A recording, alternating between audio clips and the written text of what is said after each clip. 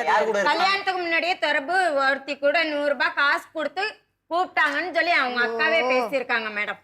யார் அடிச்சா? நீங்க தான். யார் அடிச்சா? யாரு? நான் எங்க போனேன்? நீங்க தான் அப்ப இல்லையே. இது வந்து இப்படி கல்யாணத்தன்னைக்கு நான் இப்ப போன் பண்ணி தரேன். இந்த ஊர்ஜில படுத்திருமாப்பா? மேடம் இவங்க சொல்றது எல்லாமே போய் மேடம். அவங்க அக்கா வீட்லயே நான் போய் வாடகை வீட்ல இருந்தேன் மேடம். இது வந்து ஒருத்தர் திட்டிக்கிறது அடிச்சுக்கிறது அது உங்க கூட இருந்து அவங்க கூட மாதிரி வரும். நிறைய வர பேச்சு வர இப்போ நீங்க இங்க எதுக்காக வந்திருக்கீங்க? சரண்யா, ராஜேஷ், கமலா, நீங்க சொல்லுங்க. என் குழந்தைங்க வேணும் மேடம்.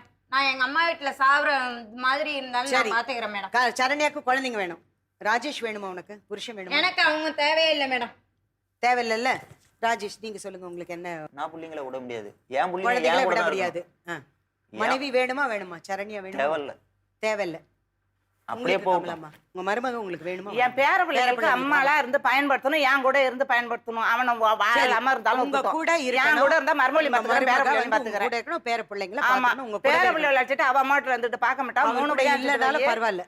3 பேர பிள்ளை. இவன் என்ன வெறுத்தாலும் சரி, புள்ளியோட வெறுத்தாலும் சரி, நான் உனக்கு பக்கத்துணையா இருக்கேன். சாவர வரைக்குமே இருக்கேன். என் பேச்ச நீ நிறைவேற்றுவியா? அதுதான் மேடம் சொல்றாங்க.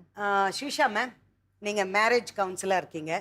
இந்த விஷயத்தை நீங்க எப்படி பாக்குறீங்க சொல்லுங்க ப்ளீஸ். அம்மாவுக்கு அவங்களோட பிள்ளைங்களை கொடுக்கறது தான் நியாயமான ஒரு விஷயம். அவங்க அம்மா வந்து 2 வருஷம் பேசலை, எத்தனை வருஷம் பேசலைனாலும் அம்மாவோட பாசம் எப்போவுமே குறையாது. அவங்க பேசுகிறாங்க பேசலைன்றது கிடையாது. அம்மாவோட பாசம் எப்போவுமே மனசுக்குள்ளே சரண்யாவோட பாசம் கண்டிப்பாக இருக்கும். அதனால் அம்மா கேட்குறது கொடுக்கறது தான் நியாயமான ஒரு விஷயம். அம்மா வந்து மாமியாரை கூட பார்த்துக்கிறேன்னு சொல்கிறாங்க. ஸோ அது ரொம்ப பெரிய ஒரு உள்ளம். அந்த உள்ளத்தை மதித்து அவங்க குழந்தைங்களோட கொடுத்து அனுப்புறது தான் ஒரு நியாயமான ஒரு விஷயமா படுது எனக்கு. சரண்யா மேலே ஒரு குற்றச்சாட்டு வைக்கிறாங்கல்ல, ஆல்ரெடி வேற அஃபேர் இருந்தது.